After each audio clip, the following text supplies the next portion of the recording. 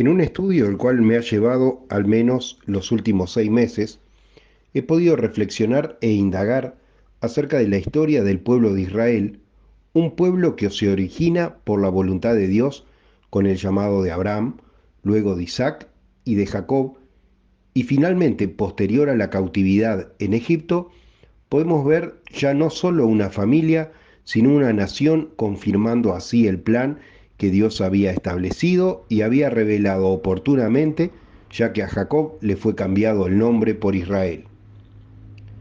Muchas veces repetimos predicaciones o historias que hemos escuchado y no nos tomamos el tiempo de confirmar cada una de esas cosas.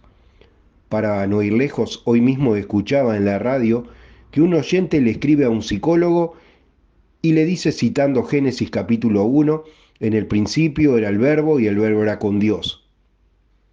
Y el psicólogo responde, sí, es verdad, y también dice la escritura, ayúdate que yo te ayudaré. Bueno, yo invitaría a ese psicólogo que encuentre ese pasaje en la Biblia porque realmente no existe. De la misma manera, muchos predicadores se ven tentados a repetir historias de las cuales no conocen y las afirman como si fueran verdades bíblicas. En este estudio a que hacía mención inicialmente, el cual engloba no solamente el testimonio que tenemos en la Biblia, sino que además incluye datos arqueológicos, también las llamadas estelas, que son monumentos que las naciones vecinas, ya sean amorreos, hititas, cananeos, egipcios, que en algún momento tuvieron enfrentamientos bélicos con el pueblo de Israel, y cuyos restos arqueológicos hoy testifican acerca del paso del pueblo de Dios y su establecimiento en la tierra prometida. En reiteradas oportunidades he señalado cómo luego de la muerte de Salomón se convierte la nación de Israel en dos países diferentes, con dos capitales diferentes, Jerusalén y más tarde Samaria, las cuales estaban a tan solo 55 kilómetros de distancia una de otra, ya que la tierra prometida es un lugar bastante reducido en tamaño. A lo largo de la historia, para evitar la comulgación entre ambos pueblos, los samaritanos, que eran extranjeros, que habían sido alojados en el territorio que anteriormente perteneció a las 10 tribus de Israel, para evitar que la gente fuera a adorar a Jerusalén, construyeron un altar en el monte Gerizim, y es así que encontramos este pasaje de Jesús y la mujer samaritana en la aldea de Sicar, la cual anteriormente fue conocida como Siquem. Y así la mujer le traslada su duda consultándole cuál era el lugar para adorar. Puntualmente le pregunta a Jesús, nuestros antepasados dicen que es en el monte Gerizim, ustedes dicen que es Jerusalén. ¿Dónde pues debemos adorar? Cito este pasaje a modo de comprender que a veces no es necesario poder entender nos es necesario poder entender el trasfondo en el cual se generan ciertos eventos. Difícilmente algún creyente que lleve años en el camino no haya escuchado hablar de una versión de la Biblia llamada la Septuaginta o Biblia de los 70.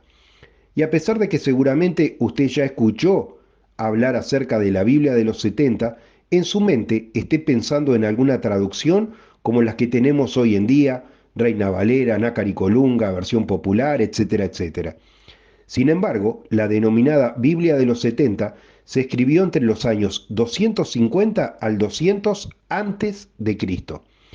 La historia es bastante larga y compleja, pero resumiéndola al máximo, en el libro del profeta Daniel se relata la sucesión de diferentes imperios que gobernarían el mundo. Primero, el imperio babilónico, que ya estaba vigentes en día del profeta Daniel, sería sucedido por otro imperio, el imperio greco-macedónico, el cual tiene su auge en días de Alejandro el Grande o Alejandro Magno. A la muerte de Alejandro, sus generales se proclaman regentes y cada uno de ellos se asignó parte del territorio conquistado. Alejandro Magno había llegado con sus dominios a Egipto, donde había sido proclamado faraón, y donde construyó la ciudad de Alejandría, la cual fue designada capital del país. Dentro de las maravillas que caracterizaban a esta ciudad estaba la Biblioteca de Alejandría. Es así como este avance mundial de este imperio redundó en la recopilación de la primer Biblia conocida, como la Biblia de los 70.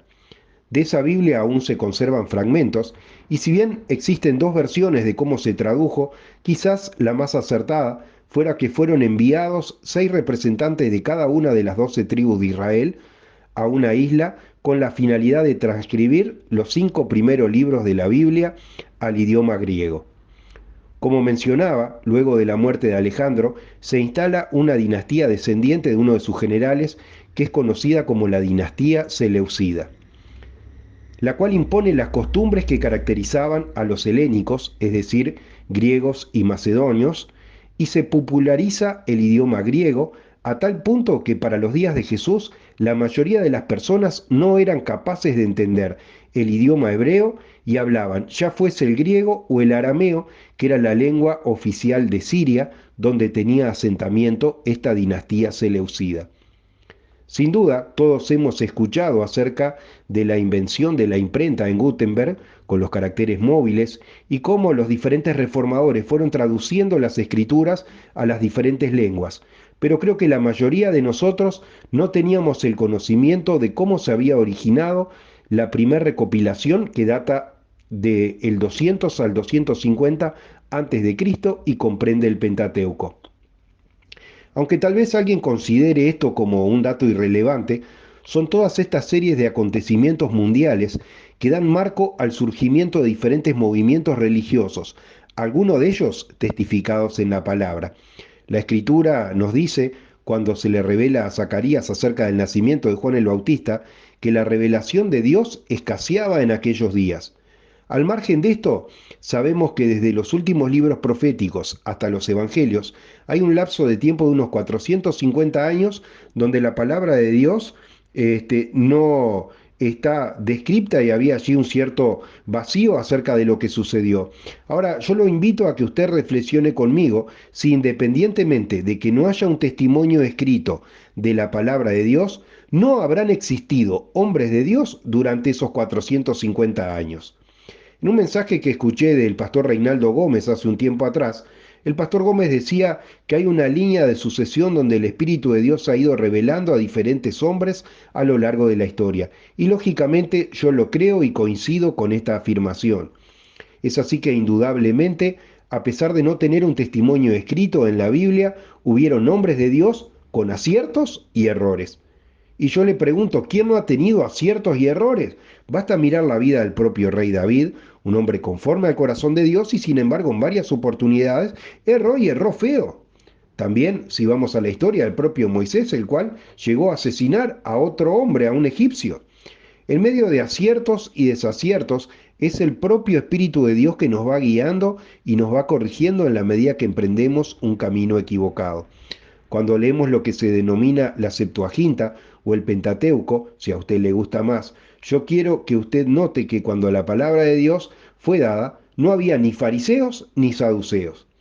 Sin embargo, cuando nosotros vamos al Nuevo Testamento, vemos que estos dos grupos religiosos interactuaban en forma casi permanente como los dos movimientos principales religiosos en día de Jesús y de los apóstoles.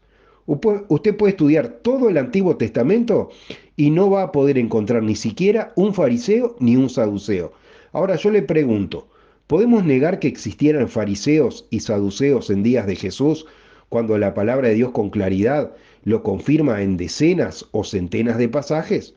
Y quiero ir más allá y decirle que existían tres grupos, no solamente los fariseos y los saduceos, sino también que estaban los esenios. Y bueno, aunque la palabra de Dios en el Antiguo Testamento no nos habla de ninguno de los tres grupos y en el Nuevo Testamento nos habla de dos, sí tenemos el testimonio de ese tercer grupo que no es nombrado. Y yo le quiero nombrar un personaje de la Biblia que por la descripción que me da la palabra, pertenecía a ese grupo porque como dice Jesús, que por los frutos conoceríamos el árbol.